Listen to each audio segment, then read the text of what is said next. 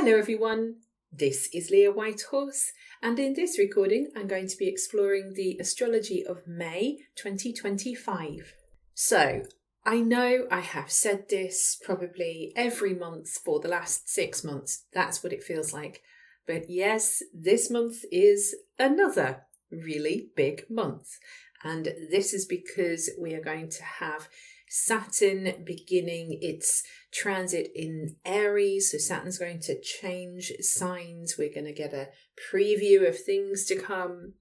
We're also going to have a conversation between Jupiter and Chiron and Eris. And we will also have Pluto stationing retrograde. Of course, out of all of those stories, Saturn changing signs is the really big signal that once again we are moving into a new era.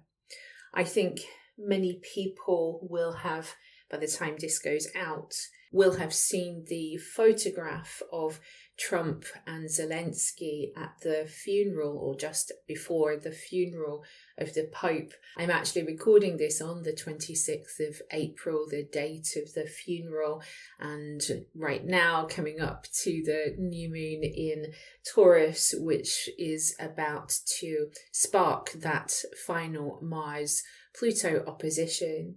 So to see these two world leaders who are somewhat at loggerheads with obviously the war in Ukraine, and yet they are seated in this incredibly spiritual, holy place. It really does feel like a moment in time that is telling us that things must change and we must be brave enough to create those changes. So I'm tapping into Mars opposite to Pluto, which, by the way, as we come into May, is still in effect. It hasn't gone away yet. It is waning, but it is still in effect because Mars is only at 5 degrees of Leo. Pluto is at 3 degrees of Aquarius as we come into the month. So it is still ongoing. Something else I did want to comment on. I know some of you may have already read my thoughts about the passing of Pope Francis over on my Substack, but I know not everybody reads and some people prefer the video format or the audio format. So I just wanted to briefly talk about that again because I think it is a beautiful and exquisite example of how symbolism works, because astrology is a symbolic language. The universe speaks in symbols, and these symbols play out in our own personal lives and they play out on the world stage. So as Pope Francis passed away, he passed away as Saturn, old Father Time, conjoined the North Node in Pisces. That really was a signal that his work as a holy man, the sign Pisces is associated with spirituality, and Saturn is old Father Time filled with wisdom. So he really had come to the end of the line. He'd come to the end of his life, the end of service, the end of the work. His work was now done. That was his karma. And he was then passing through the veil, through the portal of the North Node conjunct Saturn in Pisces. One of the images that I keep seeing over and over and over again is the picture of his shoes as he lies in state, and his shoes are a little scuffed, and they are the old shoes that he was wearing pretty much every day, his orthopedic shoes which he needed. There were no airs and graces with Pope Francis. Pisces is a sign that is associated with the feet. It rules the feet in medical astrology. And so to have this very simple, stark image of the Pope's feet that is doing the rounds all over social media as a beautiful example of his humility, his willingness to truly walk the path. It is to me, it seems like it's a symbol also reminding us to kind of follow in his footsteps, which is exactly what the North Node in Pisces is asking us. It's telling us to come towards compassion and peace. Remember, one of the speeches at the funeral was about not building walls, which of course is something that Trump wanted to do and wants to do.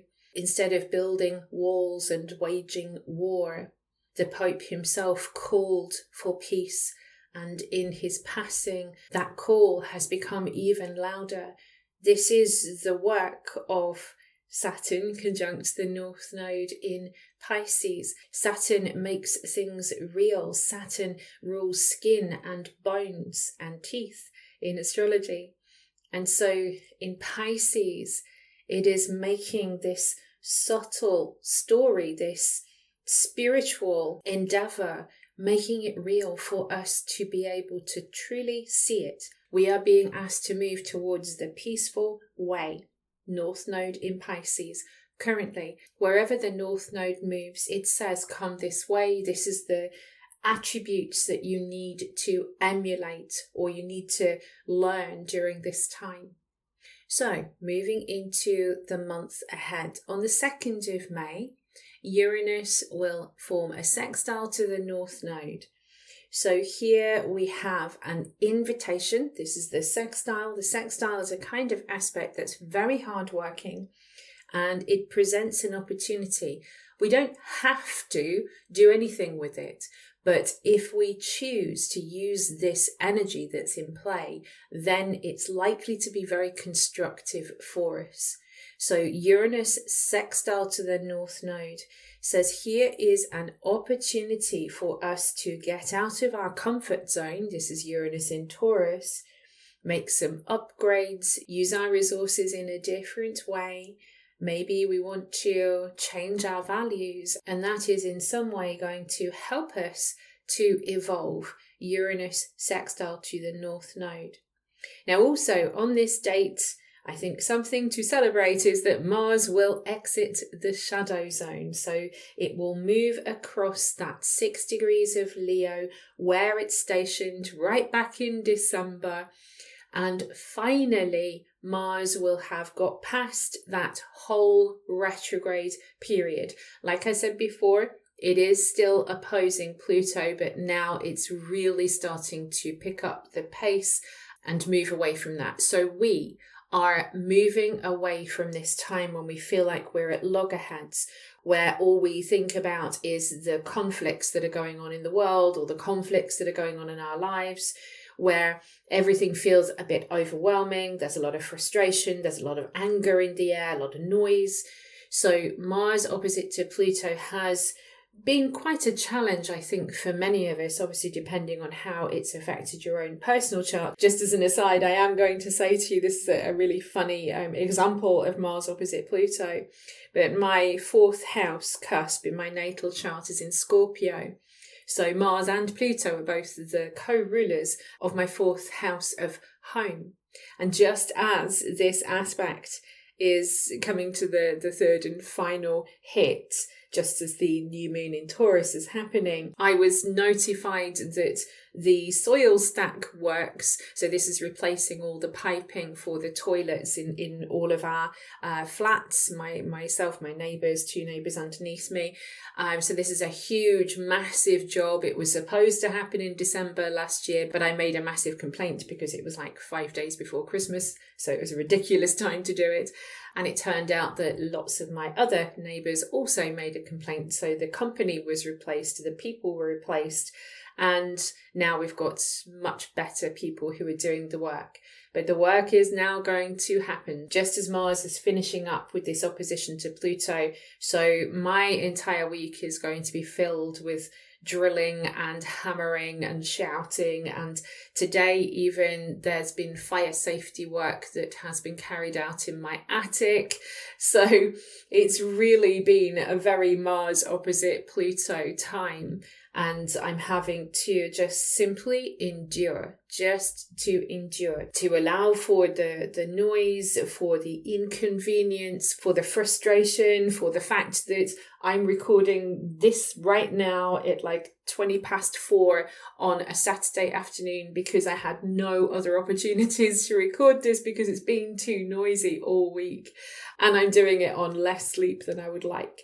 So this is sometimes how the planets work for us. And so for me, that was a very important lesson in being able to tolerate what's going on around me, not letting that distract me from what needs to get done, staying focused on my goals and what's in my control, because there's so many things happening around me that aren't in my control. It's a perfect example of Mars opposite to Pluto. So Mars gets out of the shadow zone, and then on the 4th of May, Pluto will station retrograde. So this is something that happens every year. The transpersonal planets and also the personal planets, Jupiter and Saturn, they all have a retrograde period during the year. So Pluto will station at 3 degrees and 49 minutes of the sign Aquarius, and it will stay in retrograde motion until October the 14th. So it is around 5 months. And it'll back up to 1 degree and 22 minutes of the sign Aquarius. So if you have anything in those degrees, or anything in those degrees in the fixed signs, so Taurus, Scorpio, Leo, Aquarius, then this retrograde is going to speak louder to you. But for all of us, the retrograde gives us an opportunity to address what changes need to happen on the inside.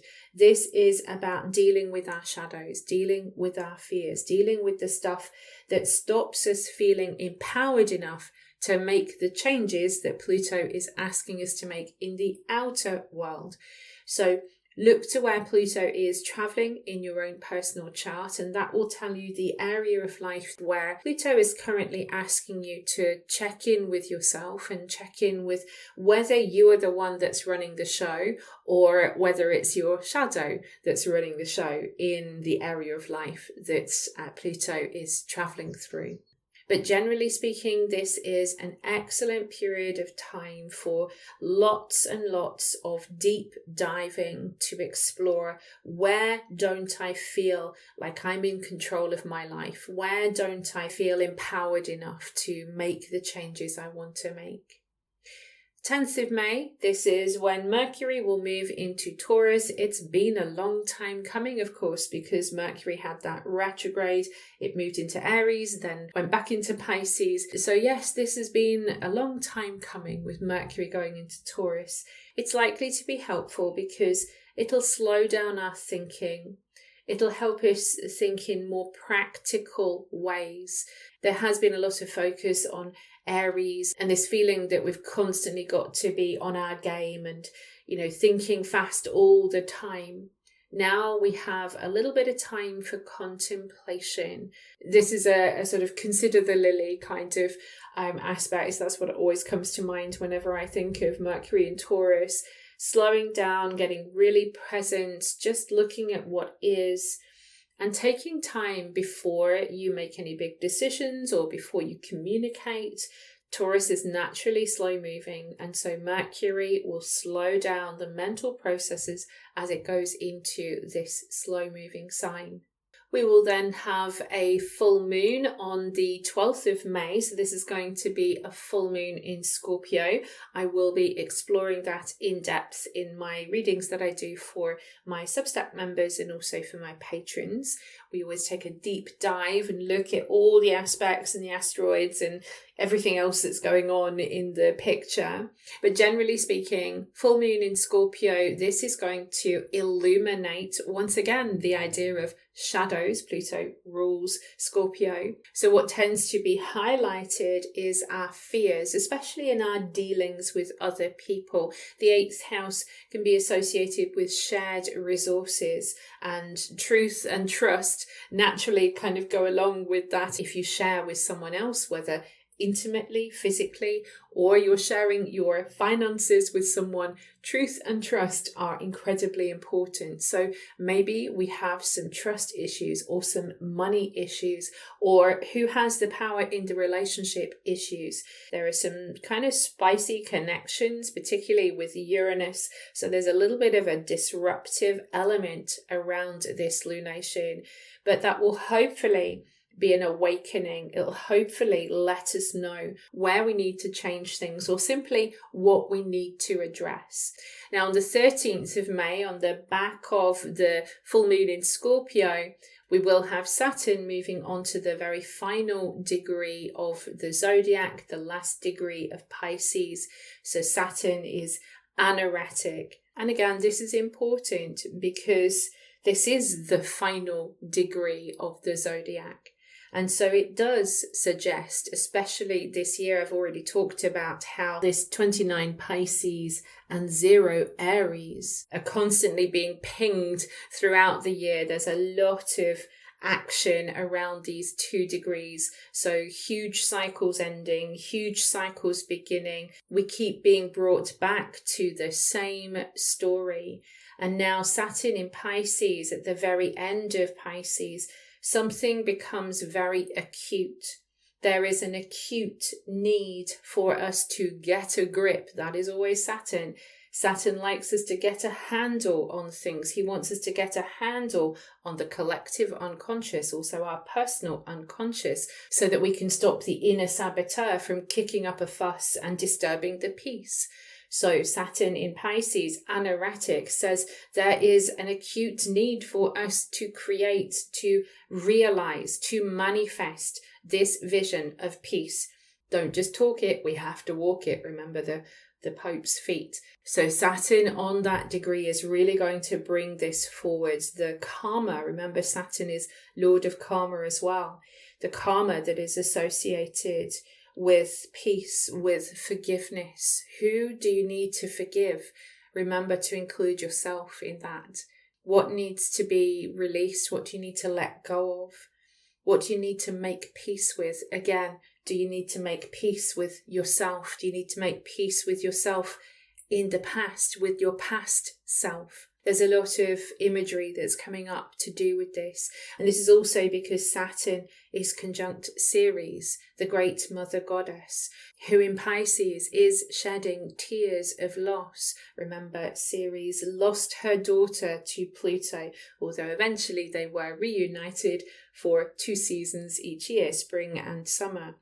But Ceres in Pisces, yes, this can illustrate the idea of loss. And so, yes, the symbolism fits with the Pope, but also it's personal loss. It's all the things that didn't materialize, the things that we wished for that didn't happen, because we also need to make peace with those things too. And that is also Saturn conjunct Ceres, the things that didn't grow, the seeds that we planted that rotted in the ground and didn't happen. So Saturn conjunct Ceres is going to bring all of these things forward so that we can make peace before we start the new cycle.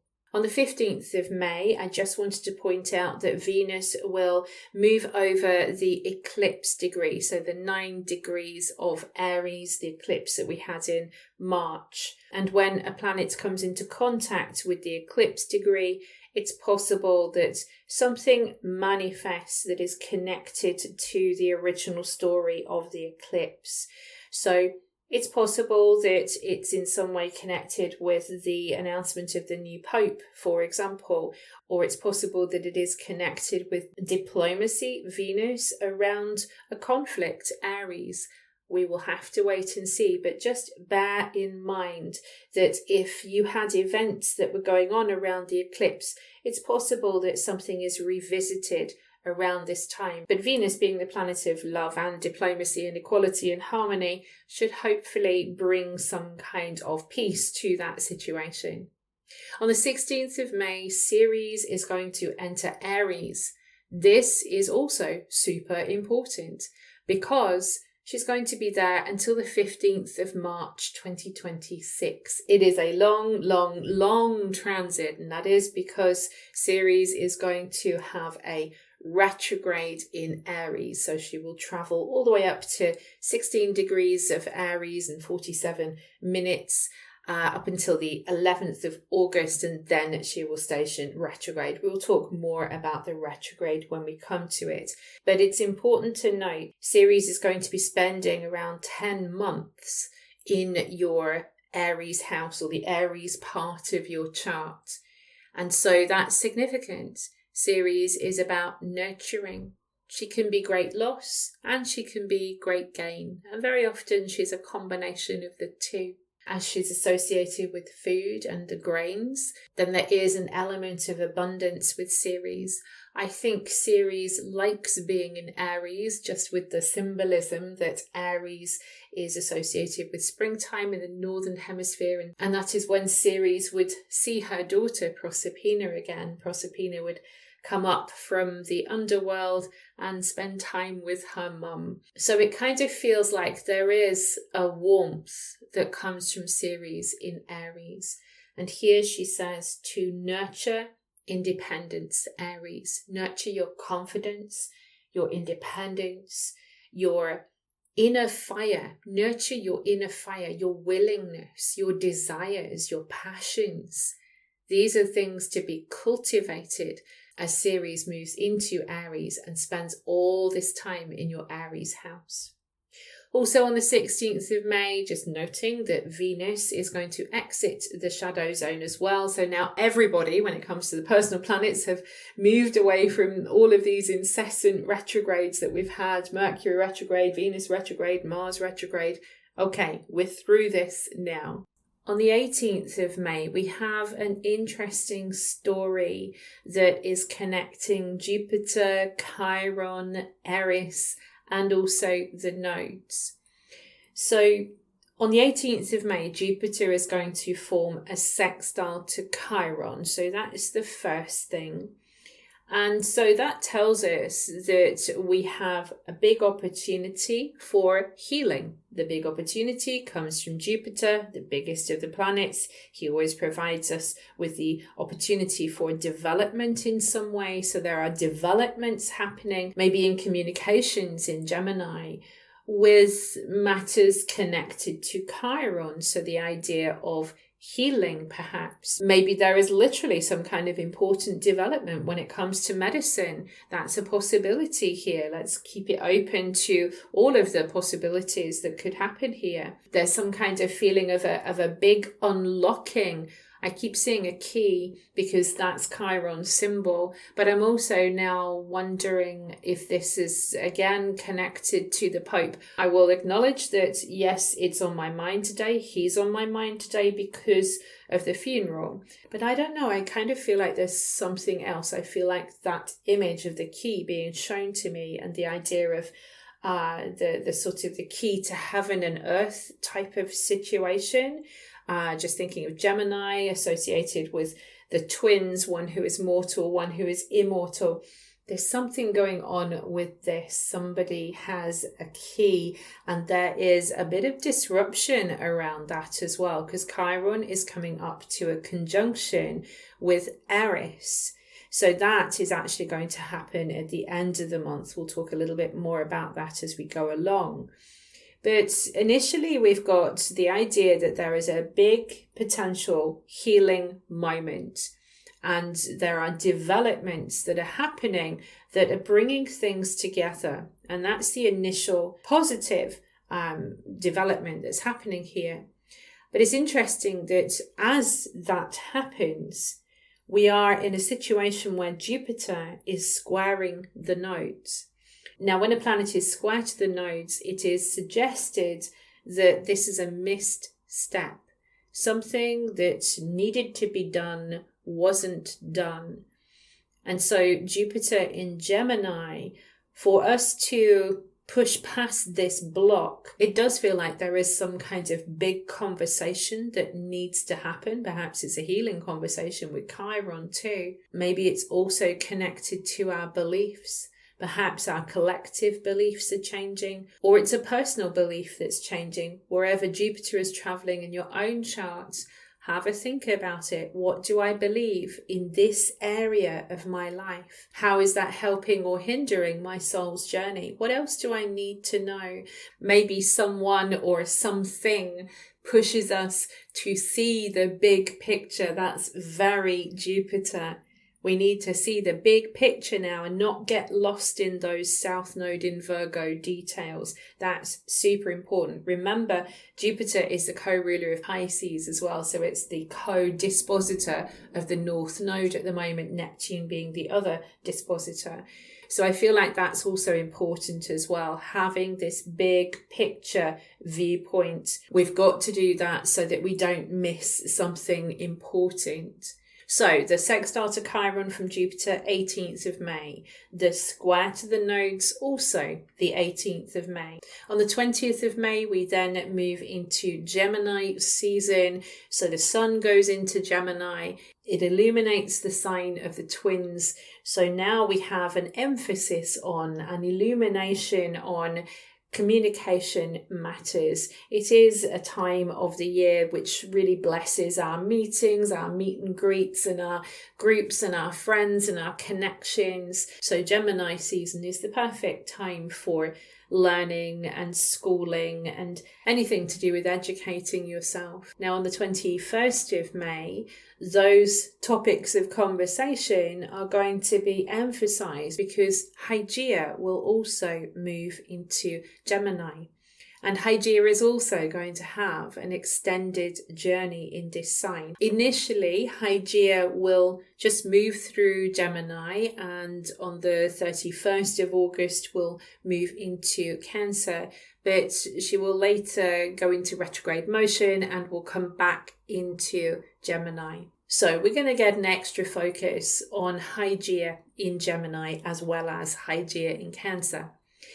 So, Hygeia in Gemini. What does this mean? Hygeia is about hygiene, and she is associated with preventative action. The reason we clean things in a hospital is so that we don't spread disease.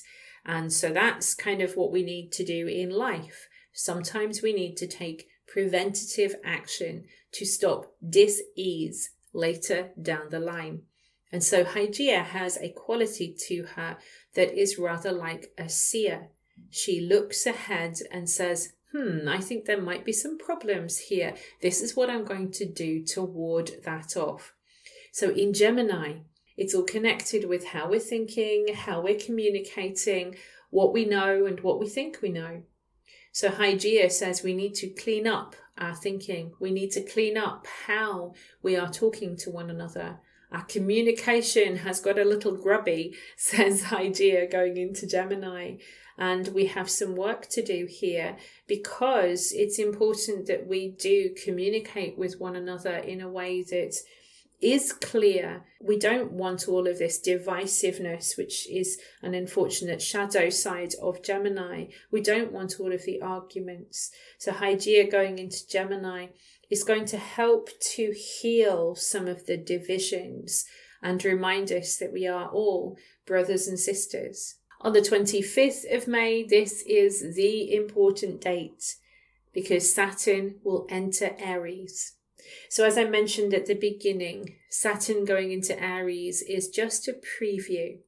So Saturn will station retrograde in Aries on the 13th of July. It's going to reach up to 1 degree and 56 minutes of the sign Aries. It'll station retrograde on the 13th of July, go back into Pisces on the 1st of September, and then on the 14th of February next year, 2026, that is when Saturn will enter Aries for the long term. So in other words, for about 2.5 years. So the long-term transit starts next year, but we're going to have this important preview. And it's important because as soon as Saturn goes into Aries, it's going to be conjunct Neptune. But the two of them aren't going to make a proper conjunction, a perfected conjunction, until next year. But we still have this ongoing story.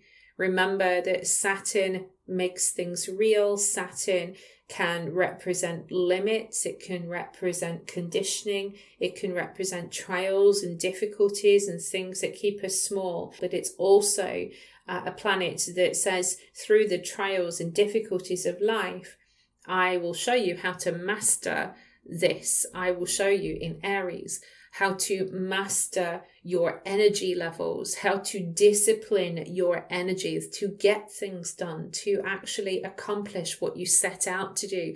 Saturn in Aries, it's like, it's all very well you starting things, but are you going to finish them? I'm going to make you finish them. Saturn in Aries is very much like that. So Saturn conjunct Neptune, now it's trying to bring together all of this voluminous material, the imagination, Neptune, all of this looseness that's around Aries right now, all the dissipation of energy. Saturn is saying, no, we need to bring this back. It's almost like I'm seeing smoke kind of coalescing into a figure. That's how this energy feels as soon as Saturn moves into Aries. It's like all of the things that were getting really confusing and weird and all over the place suddenly start to make a bit more sense. Whether they make complete sense or whether we're still having some smoke and mirrors, we will have to see as we go forwards. But generally speaking, Saturn in Aries is going to try to help us to get real when it comes to our identity as a race of people, the human race, I mean. So understanding our identity and growing up. That's interesting, actually. I hadn't thought of that before. Suddenly thinking about growing up as a race, as the human race. The human race is going to go through something that is going to push it to grow up. And we will see some little signs and hints of this as Saturn moves into Aries. It's always important to just kind of pay attention to what's going on. What are the big stories? I'm going to be talking about them, no doubt, in my Substack weekly writings and this kind of thing, and I'll mention them sometimes in these readings. But just pay attention what's happening on the world stage. What are the really big stories that are coming out? Because they will reflect something of this transit. And then, of course, in your own life, wherever Saturn is moving, he's going to be moving into your Aries house, or affecting the part of the chart where Aries is active, 0 Aries. And of course, Neptune's already been there. So maybe it's all been a little bit like, I don't know what's happening. Everything suddenly got really confusing with Neptune. And then Saturn kind of comes in and says, okay, I see that you are confused here. Let's try to make some sense of this. Because Saturn is always asking us to do the sensible thing, the boring thing sometimes. But sometimes that's exactly what we need. We need to have those traditional ways or traditional responses that keep us anchored and grounded, especially where Neptune is concerned, because a lot of the time we can get swept away. We get swept away on a vision, Neptune and Aries, the vision of the hero, the vision of the new spiritual quest that seems so enticing and exciting. But Saturn is saying, this is going to be hard work. This needs to be planned properly. You know, it's a little bit like someone pouring cold water over your wonderful imaginative idea, but they're not. They're just trying to help you to make it real, to actually realize it, not just talk about it. That's the second time I've said that. So that's obviously coming into play as well. We need to do it rather than just talk about it or think it. I will be talking more about Saturn in Aries as time goes on. On the 26th of May, Mercury will enter Gemini. So now we have a lot of emphasis on this sign. As Mercury moves into Gemini, it's going to bump straight into Sedna. Sedna's making a very long trip through Gemini. And Hygeia, of course, who's just entered this sign. We're also going to have the Sun there and Jupiter there. So yes, there's a lot of emphasis now on Gemini. And Gemini, like I say, is the sign of thinkers and talkers, and it's about being curious, especially with Mercury, the mind. This is the sign that Mercury rules, so it works really strong here. So absolutely, we want to have a conversation, we want to understand, we want time to think, time to talk, time to communicate, and we need people on our side. We need to know who our neighbours are. We need to be connected to our community. This is a sign that's associated with community. And then at the end of the month, Mercury will join in with the new moon. So we'll have a new moon in Gemini on the 27th of May. And so this beginning of the lunar cycle is going to be very focused on these conversations, these things that we're curious about, the connections that we're making, the information we have, the messages that are coming through. But this is quite a well-supported lunation. It makes a change after some of the more dynamic lunations that we've had recently with Mars and Pluto. So it kind of feels like there is good support for new ideas, for new conversations, for new information to come through. The interesting thing is that it will correspond with Chiron's conjunction to Eris. That's also on this date as well.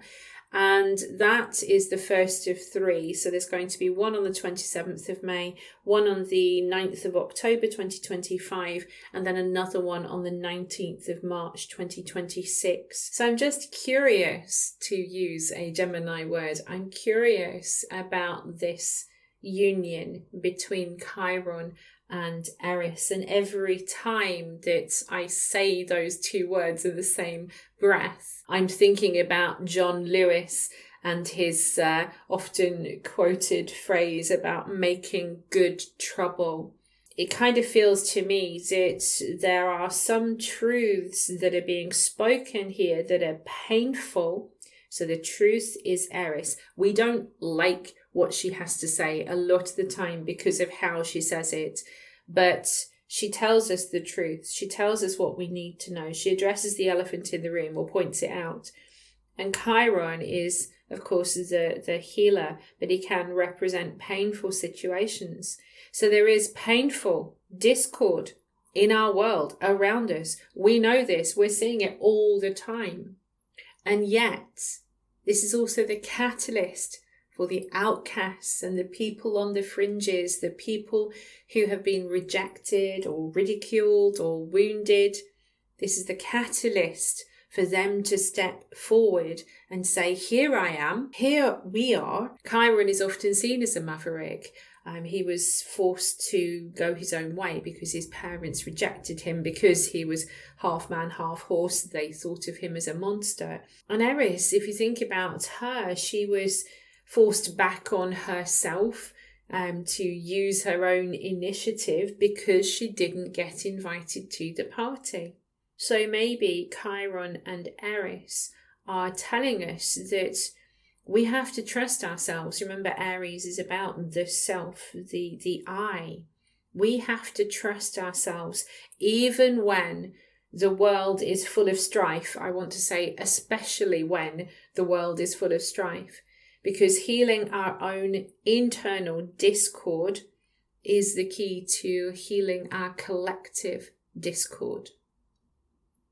This concludes my reading for May 2025. I hope you found it helpful. If you did, please do click a like, subscribe, comment, do all the things if possible, because it really does help the algorithm. And if you would like to hear more from me, I will drop my links below. I do have a website, a Substack, Patreon, so all of those links are there. I write daily posts on Facebook and Instagram, and I have a website that's just for my daily cosmic tides as well. I hope to see you somewhere else in cyberspace soon, and in the meantime, I wish you many blessings on your path.